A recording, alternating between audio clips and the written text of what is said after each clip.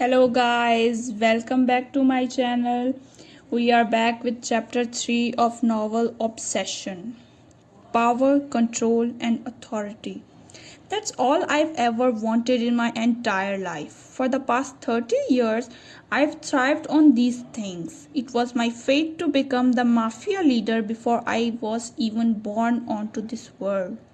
I realized in controlling people and their minds, but today my mind was out of control. The organ pulsing inside my rib cage had power over my manipulative mind. I looked up at the moon while standing on the balcony of the Rajput palace chamber. The place was enormous, just like royalty. Despite the luxury of this room, my whole being longed for a soul, a brown eyed soul that had captivated my mind, my heart, my soul within her magical gaze. I must have gone crazy, I thought, because looking at the reflection of the moon, all I could see was the angelic face of my girl. My girl? My mind asked. Yes, mine. My heart replied, and I let my heart win over my mind because the matter concerned my woman. I've always demanded perfection. No tardiness was allowed when it involved me. Yet here I am, standing in another country when I had meetings with many important people from the mafia. But do I care? A big no. They can go fuck themselves for all I care. My mind rewound the events that happened this evening. This evening, I was supposed to be leaving for my country, my home. But instead, I found my home here, in a person, my person. I was annoyed when our ride stopped abruptly, but then my eyes fell on the most beautiful woman I have ever seen on this entire planet. Her trembling figure as she closed her eyes tightly, expecting the hit. Her amazingly tanned skin, for which my sister and mother would die. Her perfect curves that were hidden by the red dress. Red was my favorite color, considering how much I liked seeing blood on others. But seeing her clad in the red dress, it took my breath away.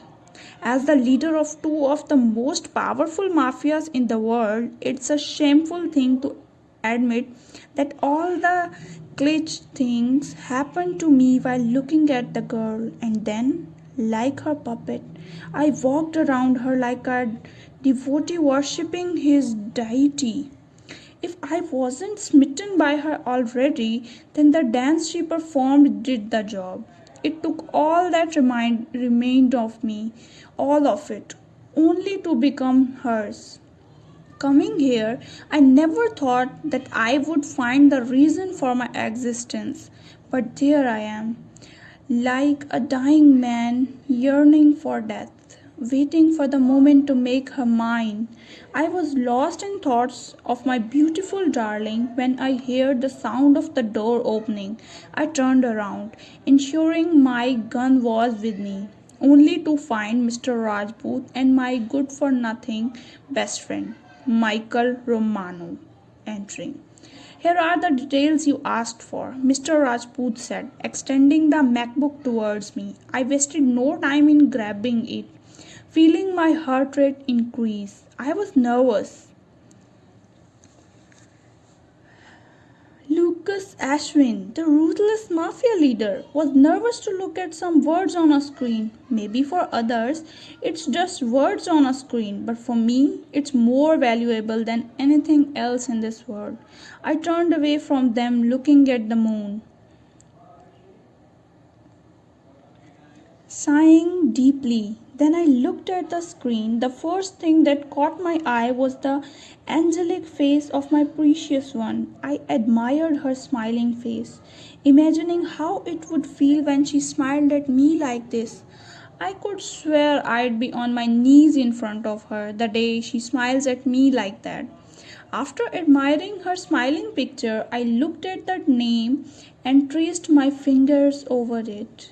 I read her name by joining the letters, but it felt difficult to pronounce.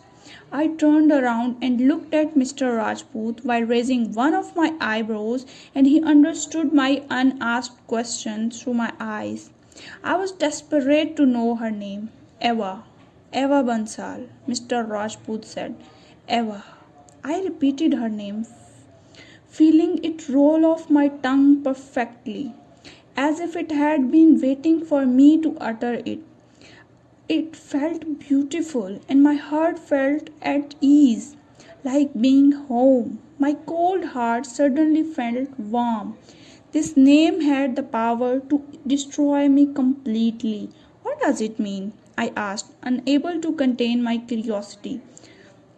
Is one of the names of goddess, Mr. Rajput answered. Perfect, a divine name for my goddess. I murmured to myself, but I was aware that it was audible to the other two. Without wasting any more time, I started checking for other information. My mind is filled with fury when I read her relationship status. My fists clenched, jaw tightening. She's engaged? I shouted, unable to control the anger surging through me. Michael flinched at my voice. It was unusual for me to react this way. Actually, her marriage is the day after tomorrow, Mr. Rajput revealed, his tone neutral but his eyes betraying his curiosity. The hell she would marry someone else?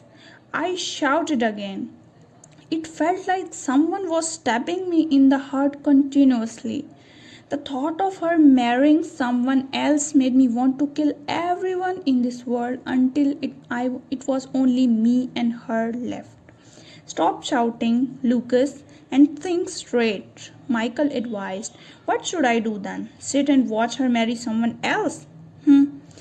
That's not going to happen. I'll not let that happen. I screamed at him like a possessed man. Then what are you going to do? Are you going to stop her marriage? She may love her soon to be husband. Then what will you do? Michael asked, trying to knock some sense into me, but his words only angered me more. Don't say things like this. Her marriage is not going to happen. I'll make her mine. She was mine from the moment my eyes fell on her, the moment my breath hitched for her, and from the moment my heart skipped its beats for her. She is mine. Do you hear that?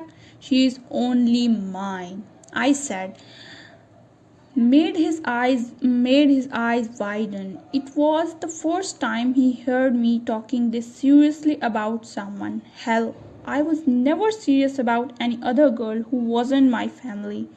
Sure, I was a mafia, but not a man to mess around with girls.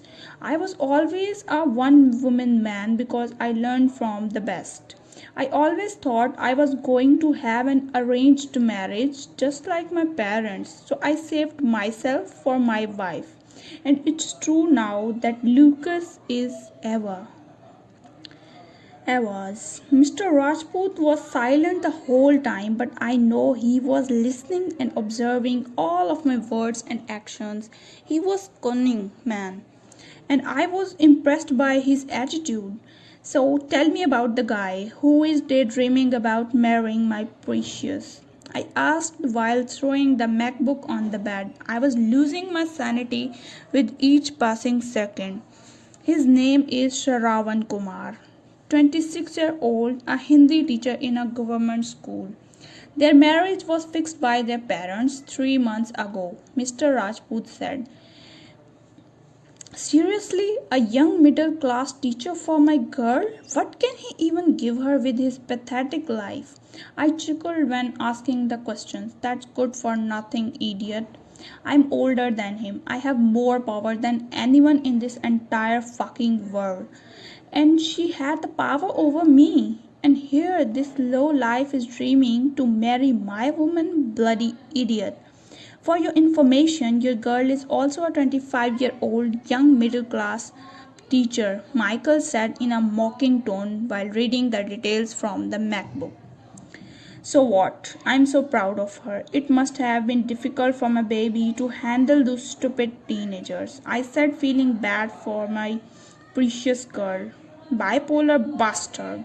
Michael cursed me under his breath. Now, unlucky of him, I heard it. I'll moru non parar pala otis tanglo fino a la morte, he said while glaring at him. Stop speaking, moron, or I am going to strangle you to death. And why the fuck does she love him? She's not even in the age to be near a boy, let alone love a man. She's still a baby. She's just 26. I don't know how my dad approved their relationship. Kill me and see what's coming in your way. I'm not afraid of you, bastard. So, how are you going to stop the marriage? Mr. Rajput asked, interrupting our bickering. I will do whatever I have to do to stop the marriage, even if I have to kidnap her or even if I have to burn down the wedding hall. I said, already planning to murder that groom who was not going to get married anytime soon. But how are you going to do that? This is not NYC, this is India, Michael said, stating the obvious fact. We may not have the power here, but you have, Mr. Rajput. You are the king here and you are going to help us with this, I said nonchalantly. And why would I do that? Mr. Rajput asked in a tight voice. Because, Mr. Rajput, I am sure that you don't want everyone in this country to know about your little hidden wife. Not now, do you? I asked with a smirk. He was shocked that it would be an understatement, but he composed himself and asked with a glare, how? Do you really think I do business with people without knowing their background? You can even say that collecting other people's secrets is my hobby, I said with a chuckle. And it was true. Humans have the nature to hide everything that has the power to destroy them, and I love collecting those secrets and using them to make the other person my pawn. Don't you dare to do, Mr. Rajput was cut off in between by me. Don't worry, your secret is safe with me until you are willing to be with me, I said. He sighed deeply, listening to me. So, what do you want me to do for you? Mr. Rajput asked after thinking for some time. I smiled in victory because I already knew that I was successful in manipulating Mr. Rajput. That was one of the reasons everyone feared me. Because I had secrets of everything and everyone that can bring even a government down. I'm the devil. Nothing for now. Let my girl enjoy our pre wedding functions, I said with a smile as I imagined her beautiful face. What do you mean by your pre wedding functions? Michael asked suspiciously. My girl is all ready for the wedding and I'm going to grant her every wish. But if she's getting married to someone, that will be only me. So, yeah, it's our wedding. I stated the obvious fact. Michael and Mr. Rajput looked at me like I was gone crazy, which is true because I have gone crazy for her from the moment my blue orbs meet her brown one. Forget about earlier when I said red is my favorite color. It's officially become honey brown. Her honey brown eyes that held the sparkles of magic in them. I didn't know how can someone get obsessed over someone in just a glance. Even I'm unknown to the answer. But damn, if I didn't give the peace I was craving for decades.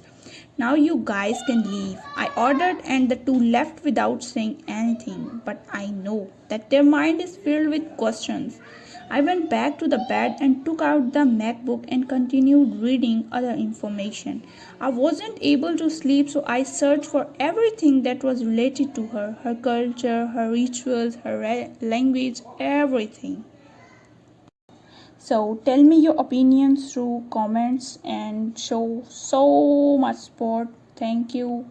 We'll meet tomorrow again with a new episode of Obsession. Till then, share, like, subscribe. Bye.